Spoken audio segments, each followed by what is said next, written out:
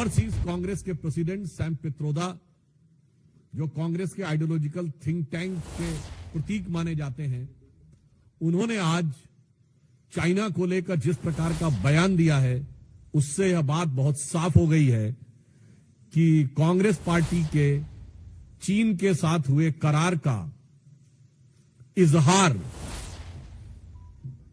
Sam Pitroda ने दिन दहाड़े कर दिया है। प्रत्यक्ष रूप से साफ साफ दिखाई पड़ रहा है। और ऑन द लाइटर नोट मैं कहना चाहूंगा, हिंदी में कहावत होती है, गुरु गुड़ रह गए और चेला शक्कर हो गए, मगर यहां जो चेला है वो तो गुड़ रह गए और गुरु चीनी हो गए। परंतु गंभीर बात यह है कि जिस प्रकार की बात सैम पित्रोदा जी ने कही है, वो भारत की अस्मिता, भारत की कूटनीति और भारत की संप्रभुता पर बहुत गहरा आघात है। उन्होंने इस प्रकार की बात कही कि चीन के साथ तो किसी प्रकार का विवाद ही नहीं है, जैसे भारत ही अग्रसर की भूमिका में, यानी आक्रामक मुद्रा लिए हुए, और ये कोई उनका अलग बयान नहीं है।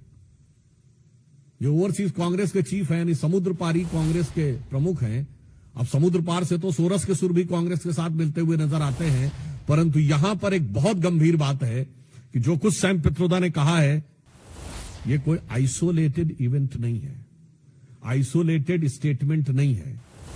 इसी भाव और इसी विचार के अनेक स्टेटमेंट राहुल गांधी पहले दे चुके हैं।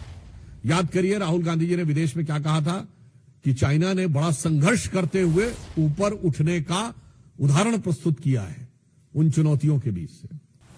आपको याद हो अभी कुछ दिन पहले के अपने विदेशी दौरे में क्या कहा कि चाइना ने अनएम्प्लॉयमेंट को बहुत अच्छे तरीके से टैकल किया है, जबकि फैक्ट ऑफ द मैटर है इस समय चाइना में एम्प्लॉयमेंट रेट 24% है। 2023 में जनवरी से लेकर जुलाई के बीच में अनएम्प्लॉयमेंट रेट वहां पर बढ़ते बढ़ते हो गई 17-18%, और उन्होंने फिर जुलाई 23 से जनवरी 24 डाटा देना बंद कर दिया, फिर डाटा का बेस चेंज किया और जनवरी से लेकर अगस्त के बीच में किया, फिर बदले बेस पर भी वो 24% हो गई। मगर राहुल गांधी जी को उसमें बहुत महान चीज नजर आती है। फिर याद करिए, यही लोग कहते थे कि चाइना में प्रेस फ्रीडम इंडेक्स में हमसे ऊपर है, जबकि चाइना के डिफेंस मिनिस्टर ली शॉन्गफू गायब हो गए, चाइना के फॉरेन मिनिस्टर क्विंग गैंग गायब हो गए, वहां की सबसे बड़ी कंपनी अलीबाबा के चीफ जैक मा गायब हो गए, परंतु इनको उसमें भी नजर आता था। अब आप आइए, इसके बाद उन्होंने कहा कि इकोनॉमिक ग्रोथ बहुत शानदार की गई है।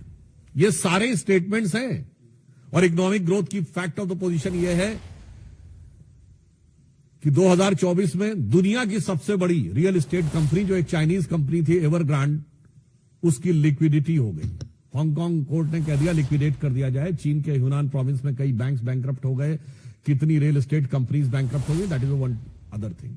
उस प्रक्रिया में जब हम यह देखते हैं कि यह बयान सैम पित्रोदा का आया है, पहली बात तो हम बहुत साफ करना चाहते हैं, भारत सरकार प्रधानमंत्री श्री नरेंद्र मोदी जी के नेतृत्व में विश्व के हर देश के साथ अच्छे और सौहार्दपूर्ण संबंध चाहती है, परंतु वो राष्ट्रीय स्वाभिमान, सुरक्षा और सुदृढ़ता को बनाए रखते हुए।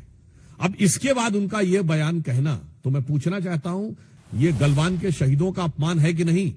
मैं कांग्रेस पार्टी से सीधे पूछना चाहता हूं। गलवान में जो हुआ, हमारे 20 सैनिक बलिदान हो गए, और उसके बाद यदि आपका ओवरसीज का चीफ इस प्रकार की भाषा बोलता है तो यह निंदनीय है, भर्त्सना योग्य है, और यह भारत और भारतीय सेना, भारतीय सैनिकों के बलिदान का घनघोर अपमान है।